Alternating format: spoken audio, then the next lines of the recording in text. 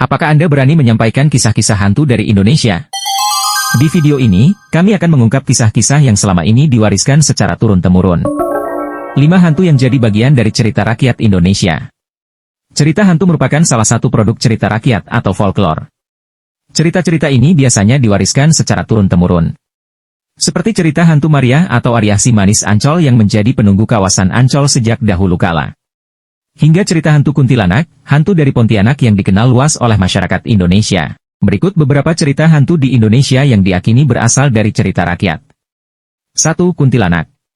Salah satu jenis hantu yang banyak ditemukan di berbagai daerah di Indonesia ini memiliki kisah tersendiri dengan kota Pontianak.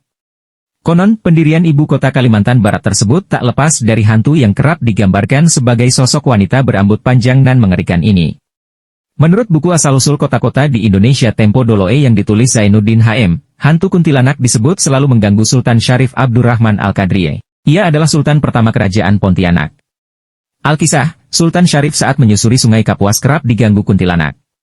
Ia pun melepaskan tembakan meriam untuk mengusir hantu itu sekaligus tempat jatuhnya meriam menandakan lokasi kesultanannya didirikan. Sejumlah tembakan dilepaskan dan akhirnya berhasil mengusir kuntilanak dari hutan yang kemudian menjadi lokasi-lokasi penting kota Pontianak tersebut.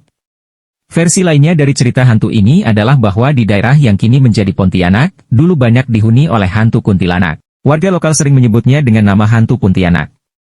Nama Pontianak merupakan singkatan dari perempuan mati beranak. Sosok kuntilanak digambarkan dalam bentuk wanita cantik berambut panjang. Kuntilanak senang meneror penduduk kampung untuk menuntut balas. Konon, ia juga senang menyantap bayi dan melukai wanita hamil. Cerita tentang hantu kuntilanak juga ada dalam masyarakat Jawa. Dikatakan bahwa sosok hantu ini suka menampakkan diri dan mengganggu. Tak hanya itu, kuntilanak juga bisa menyerupai orang dikenal, seperti pacar dan orang-orang terdekat. Kuntilanak konon menyukai pohon tertentu sebagai tempat bersemaya, misalnya pohon waru yang tumbuh condong ke samping. 2. Si Manis Jembatan Ancol. Cerita hantu si Manis Jembatan Ancol merupakan salah satu cerita rakyat yang terkenal di Jakarta. Konon, hantu penunggu jembatan Ancol ini bernama Arya. Ia juga dikenal dengan nama Mariam, Maria, ataupun Mariam oleh warga ibu kota. Arya adalah seorang warga pribumi yang kerap mencari kayu di kawasan Ancol.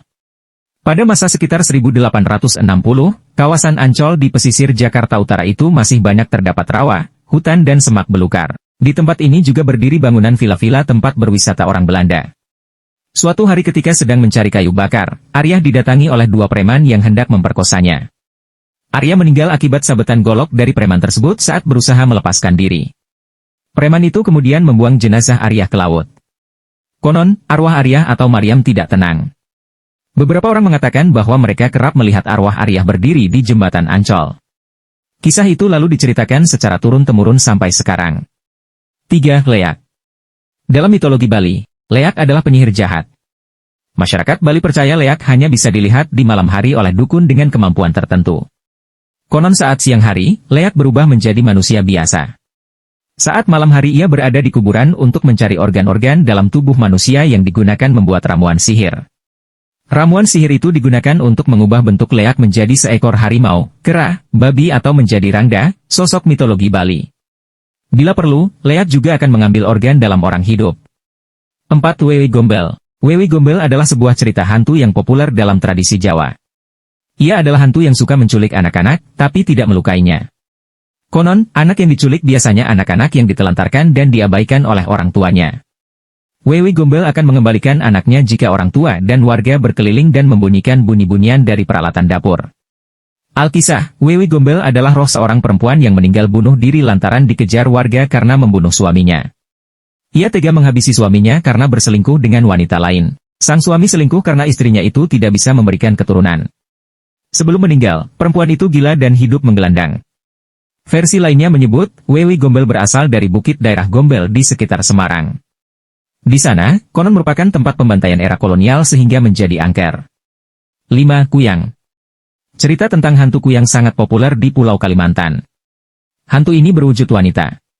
Ia bisa melepas kepala dari bagian tubuhnya dan terbang bersama organ tubuhnya seperti jantung, hati, usus dan ginjal. Kuyang memiliki 2 taring di kiri dan kanan mulutnya. Hal itu dipakai untuk menyantap mangsanya. Kuyang mencari mangsa pada malam hari. Dalam mengelabui korbannya, Kuyang bisa berubah menjadi seekor burung atau kucing. Kuyang biasa mendatangi seorang perempuan yang hamil besar dan memakan janin dalam perutnya.